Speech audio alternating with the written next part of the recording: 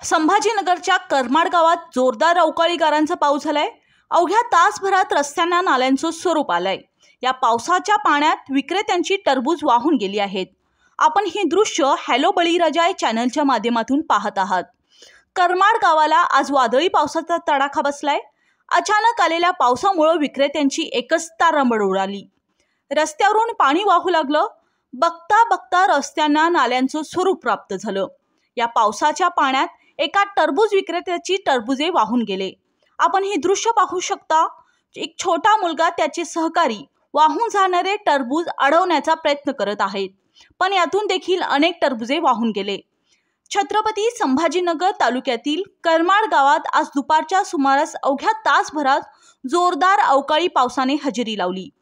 वादळी वाऱ्यांसह गारपिटीचा सामना करावा लागल्याने गावात मोठी धावपळ उडाली।